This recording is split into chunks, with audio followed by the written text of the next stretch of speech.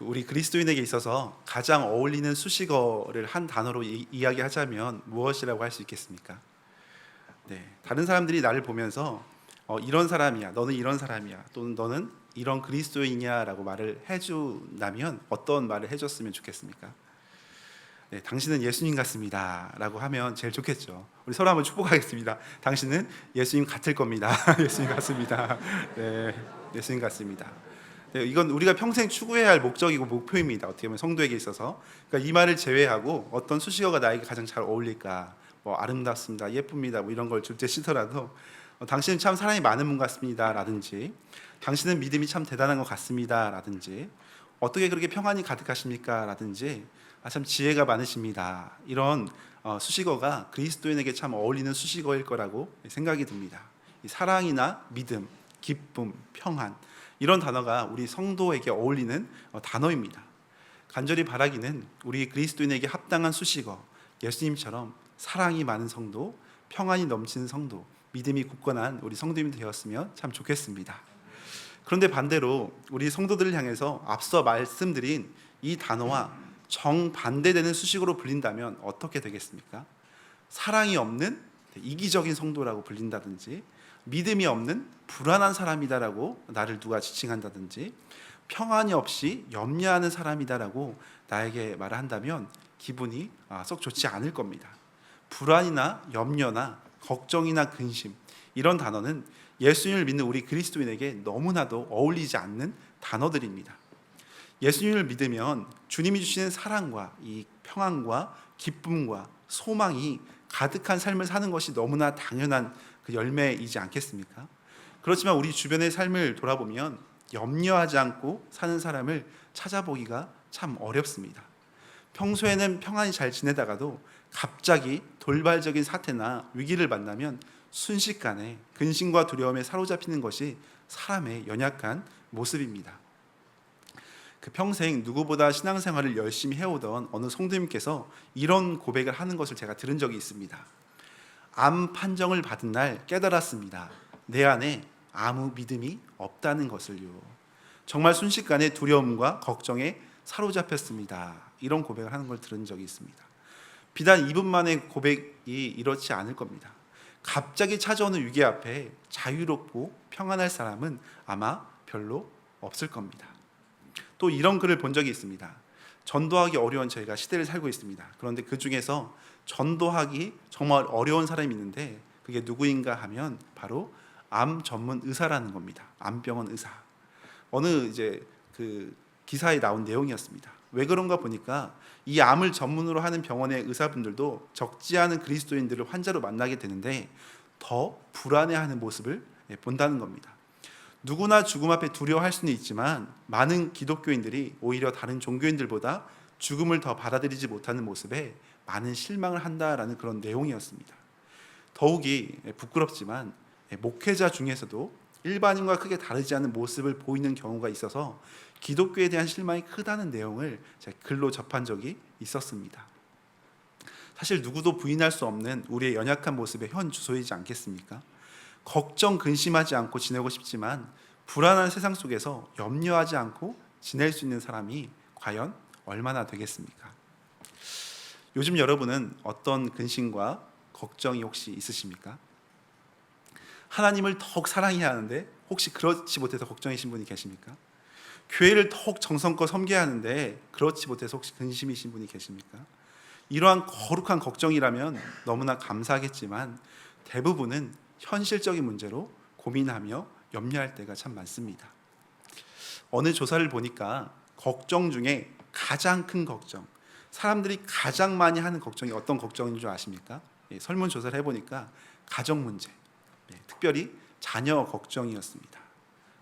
저도 지난주 이번주 신방을 이렇게 하면서 보면 대부분이 가정의 자녀 문제, 자녀 기도의 제목이 참 많았습니다. 여기 앉아있는 자녀들은 아무 문제가 본인들 없다고 생각하겠지만 부모님이 볼 때는 한숨 쉴 날들이 참 많다는 겁니다.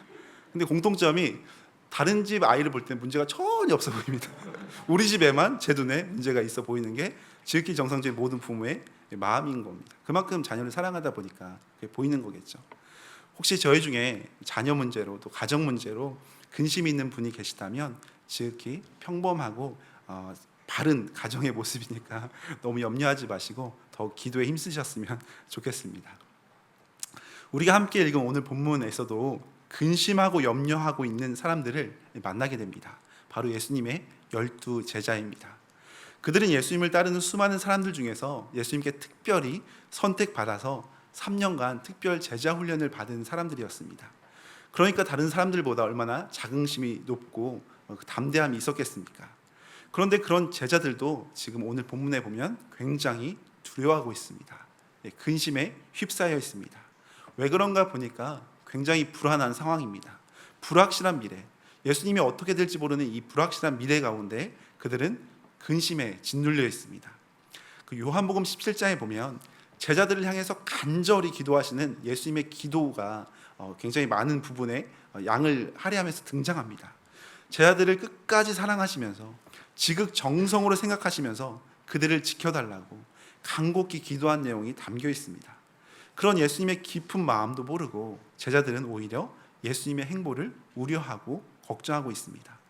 지금 예수님께서 잘못된 생각을 하고 계시다고 오해하면서 자기들이 기대했던 그 계획, 어떤 그 바람이 망칠까봐 불안해하고 있습니다. 내 계획은 이것이 아닌데 왜 예수님은 자꾸 이런 방향으로 흘러가실까? 내가 원하는 바는 이런 모습인데 왜 내가 원치 않는 방향으로 자꾸 인도해 가실까? 이 생각은 당시 제자들뿐만 아니라 이 시대를 살고 있는 우리 모든 사람들이 가지고 있는 불안한 생각이지 않겠습니까? 당시 제자들은 예수님을 따라다니며 헌신했습니다. 모두의 바람대로 이제 예수님께서 유대인의 왕으로 등극하기만 하면 되는 그 마지막 스포트라이트의 순간에 남아있는 상황이었습니다. 그런데 주님은 오히려 비참하게 고난받고 죽으러 가신다고만 그런 정말 한숨이 나오는 말씀만 하고 계신 겁니다. 모두가 뜯어 말리는데도 그 길을 끝까지 걸어가시는 예수님이셨습니다. 더욱이 앞서 요한복음 13장에서는 제자들을 향해서 너희들 중에 하나가 나를 팔 것이다 라는 무서운 예언까지 하셨습니다. 제자들은 자기는 아니라고 서로를 향해 의심하는 눈초리로 쳐다보며 예민하게 반응하는 그런 상황이었습니다. 더욱이 수제자 베드로는 주여 어디로 가십니까? 주를 위해서 목숨을 버리겠습니다 라며 결단하며 고백까지 했습니다. 그런데 예수님의 반응은 오히려 차가웠습니다. 내가 나를 위하여 목숨을 버리느냐? 오히려 닭 울기 전에 3번 나를 부인할 것이다 라는 무서운 예언까지 하시면서 베드로의 인간적인 열심마저 내려놓게 하시는 그런 예수님의 모습을 만나게 됩니다. 제자들은 주님의 길을 다 이해할 수 없었기에 답답하기만 했습니다. 앞으로 어떻게 될지 두려울 수밖에 없는 그런 상황이었습니다. 그런 그들의 마음을 아시고 주님께서는 오늘 본문 14장 1절에 말씀하십니다. 너희는 마음에 근심하지 말라. 근심하지 말라. 여기에서 근심은 헬라어 타라소입니다. 이 타라소는 마음이 뒤흔들리거나 혼란에 빠지는 것을 말합니다. 심히 불안해서 걱정하고 두려워하고 있는 이 마음을 이 원어로 표현했습니다. 불안해하는 제자들을 향해서 너희는 마음에 걱정하거나 혼란스러워하지 말라고 당부하며 말씀하시는 부분입니다.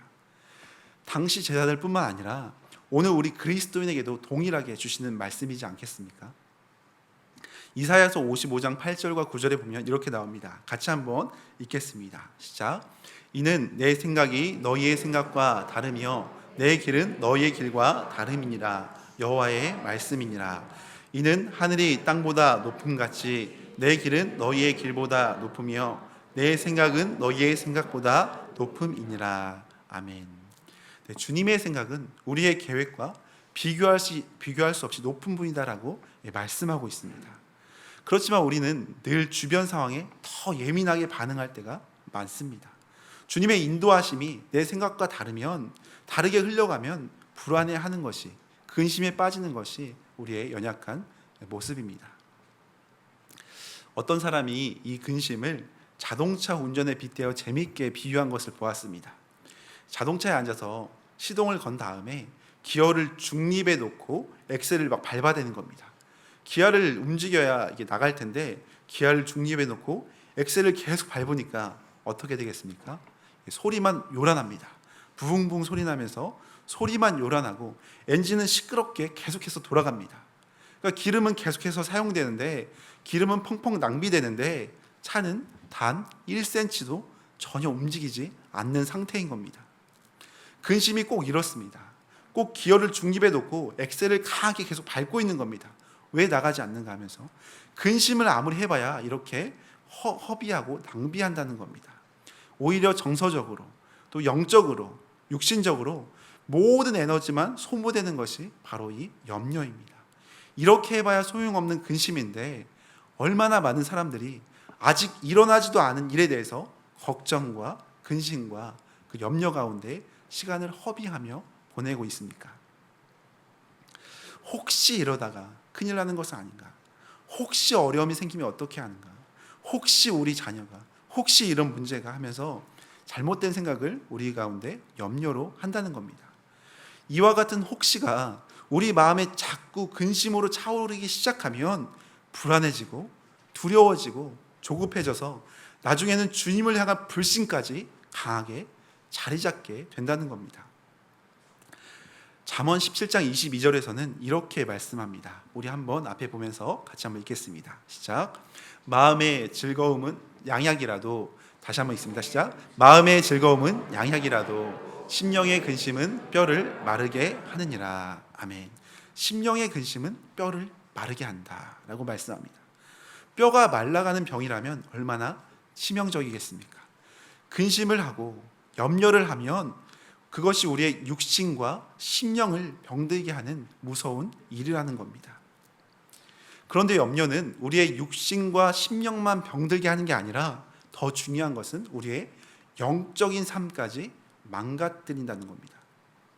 그러니까 예수님께서는 당연히 제 아들에게 염려하거나 근심하지 말라고 말씀하고 있습니다. 이 시대를 살고 있는 저와 여러분에게도 동일하게 말씀하십니다. 너희는 마음에 근심하지 말라. 그렇다면 어떻게 근심에서 벗어날 수가 있겠습니까? 오늘 말씀을 빗대어서 우리가 묵상해 보자면, 너희는 마음에 근심하지 말라 하시고 하나님을 믿으니 또 나를 믿으라 라고 말씀하십니다. 하나님을 믿으니 또 나를 믿으라. 예수님께서는 근심에 대한 처방으로 하나님을 믿으니 또 나를 믿으라, 하나님과 그리스도에 대한 믿음, 이 오직 믿음을 강조하셨습니다. 믿음이 무엇입니까?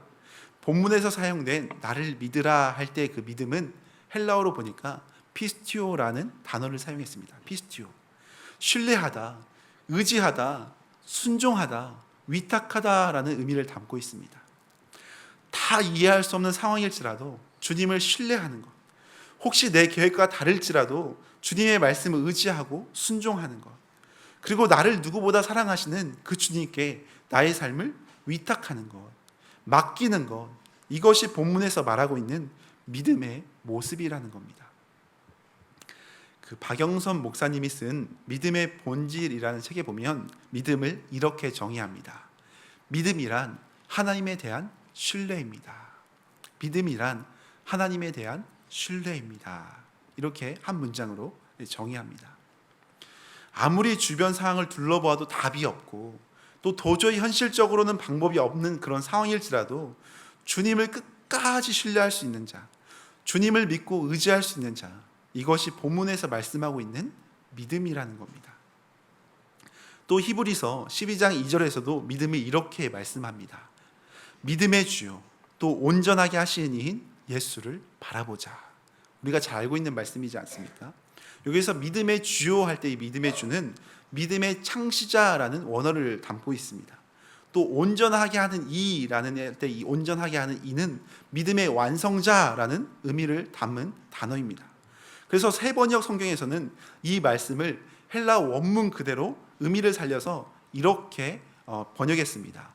믿음의 창시자요 완성자이신 예수님을 바라봅시다. 이렇게 원문의 의미를 살려서 번역했습니다. 우리에게 믿음을 주시고 믿음을 시작하게 하시는 분, 그리고 믿음을 온전히 완성시켜 나가시는 분, 바로 우리 구주 예수 그리스도를 집중하여 바라보는 것, 이것이 믿음이라는 겁니다. 믿음은 우리의 상황이 아니라 예수님을 신뢰하면서 끝까지 바라보는 것입니다. 우리가 잘 아는 5만 번 기도 응답을 받은 고아의 아버지 조지 뮬러가 있지 않습니까? 그가 이런 말을 했습니다. 우리가 한 번쯤은 들어보셨을 수도 있는데요. 믿음의 시작은 염려의 끝이요, 염려의 시작은 믿음의 끝이다. 믿음의 시작은 염려의 끝이지만 이 염려의 시작은 믿음의 끝이라는 겁니다. 믿음으로 주님께 시선을 고정하여 바라보면 염려는 아무것도 아니라는 의미겠죠. 반면에 주님을 바라보지 않고 염려에 짓눌려서 그 염려를 시작한다면 믿음은 무너지고 만다는 의미입니다. 그러니까 염려보다, 어떤 상황보다 주님을 바라보는 것이, 이 바라보는 믿음이 너무나도 중요하다는 겁니다. 혹시 우리 중에 힘겨운 상황들, 내가 도저히 감당할 수 없는 힘겨운 상황들을 겪으면서 나의 믿음이 연약해졌다고, 혹시 내가 지금 요즘에 믿음이 약한 이유는 내가 힘든 일을 겪었기 때문이라고, 그래서 잠시 쉬고 있는 거라고 그렇게 생각하는 분이 계시지는 않습니까? 예전엔 내가 믿음이 뜨거웠는데 지금 내가 이런 문제 때문에, 이런 상황들 때문에 잠시 쉬고 있는 거라고 그렇게 타협하고 계신 분이 있지는 않으십니까? 사실 우리의 믿음이 약해진 것은 상황이 너무 힘들어서가 아닙니다. 문제가 너무 커서도 아닙니다. 이 상황이나 문제의 크기보다 예수님을 바라보지 않기 때문에 믿음은 흔들리는 겁니다. 상황을 바라보면 우리의 믿음은 점점 약해질 수밖에 없습니다. 그 상황이 점점 크게 우리에게 짓누르기 때문입니다. 환경을 바라본다고, 문제에 집중한다고 믿음이 생기는 것은 절대 아닙니다.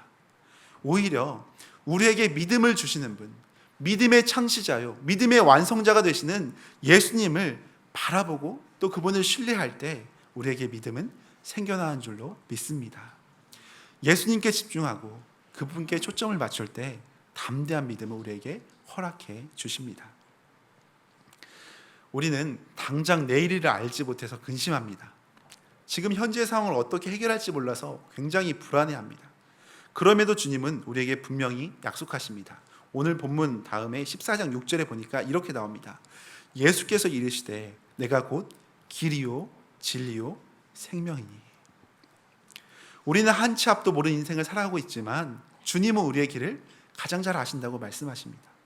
우리는 깊은 어둠 가운데 헤맬 때도 많지만 주님은 끝까지 생명길로 우리를 인도해 가신다고 약속하십니다. 비록 우리가 죄와 사망이 가득한 음침한 골짜기를 걸어간다 할지라도 주님은 진리로 우리를 영원토록 붙들어 가시겠다고 약속하고 계십니다. 또한 요한복음 14장 2절에 보면 불안해하는 제 아들에게 내가 너희를 위하여 거처를 예비하러 간다라고 말씀하십니다. 거처를 예비하러 간다. 주님은 영원한 거처, 이 영원한 천국을 준비하시면서 우리를 맞이할 준비를 하고 계십니다. 이 땅에서도 또 영원한 저 천국까지도 우리와 함께 하시면서 끝까지 책임지시고 이끌어 가신다고 약속하고 계십니다. 그리고 요한복음 14장 27절에도 보면 이런 약속을 말씀하십니다. 14장 27절 같이 한번 읽어보겠습니다. 시작. 평안을 너희에게 끼치노니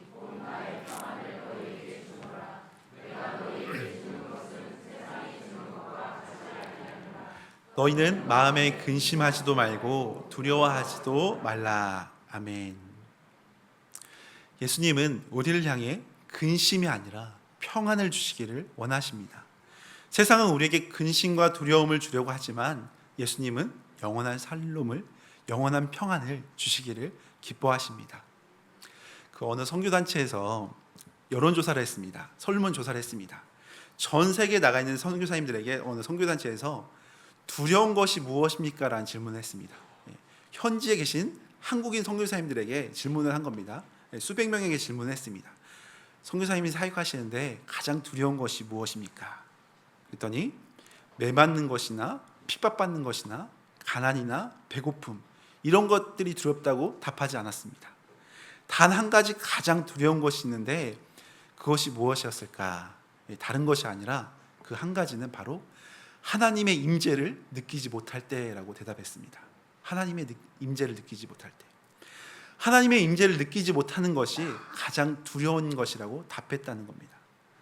하나님의 부르심을 받아서 사명자로 그렇게 생명을 바쳐서 선교사로 헌신하는데 다른 그 무엇이 아니라, 다른 어떤 환경이 아니라 하나님의 임재를 내가 느끼지 못할 때 가장 두렵다는 겁니다.